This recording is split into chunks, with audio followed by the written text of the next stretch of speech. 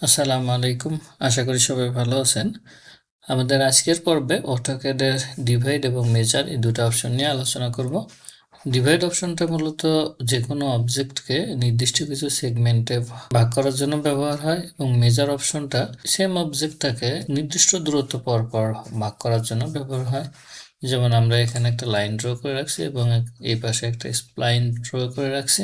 তো আমরা এই লাইনটাকে কিছু সেগমেন্টে ভাগ করব।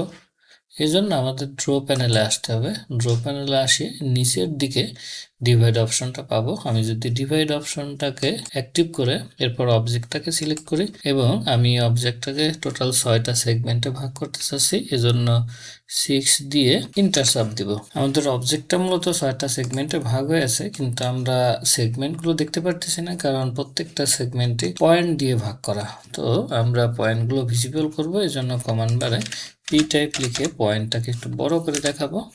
আমাদের পয়েন্ট এখন এই রকম পয়েন্ট আকারে আছে, তো পয়েন্টটা আমি এই সিম্বল দিয়ে ইন্ডিকেট করব। তো সিম্বলটা সিলেক্ট করে ওকে বাটনে ক্লিক করলাম। দেখা যাচ্ছে আমাদের যে লাইনটা, এটা এখন 6টা সেগমেন্টের যে ভাগ আছে সেগমেন্টগুলো বোঝা যাচ্ছে। আমি স্প্লাইনটাও একইভাবে ভাগ করি, এজন্য আমি আবার ড্র প্যানেলে গেলাম।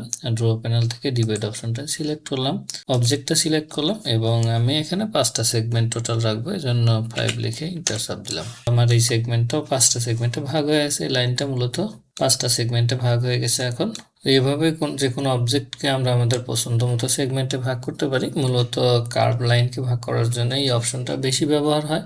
এরপর আমরা মেজার অপশনটা নিয়ে কাজ করব, এজন্য আমি এই পয়েন্টগুলো ডিলিট করে দিই এখান থেকে।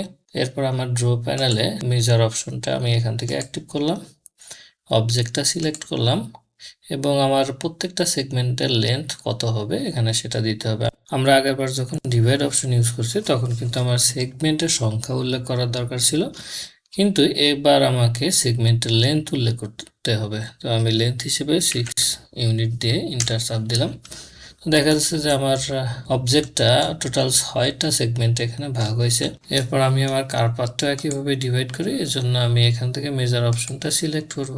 এরপর আমার অবজেক্টটা সিলেক্ট করব এবং প্রত্যেকটা সেগমেন্টের লেন্থ এখানেও আমি 6 দিয়ে ইন্টার চাপ দেব। তো আমার কার্ভ পাথটাও বেশ কিছু সেগমেন্টে এখানে বিভক্ত হয়েছে। মূলত আমরা যখন পাথটা ডিভাইড করছি তখন আমাদের ফার্স্ট সেগমেন্ট থেকে শুরু করে আমাদের এই পয়েন্ট পর্যন্ত প্রত্যেকটা সেগমেন্টের লেন্থ আছে আমার 6 ইউনিট।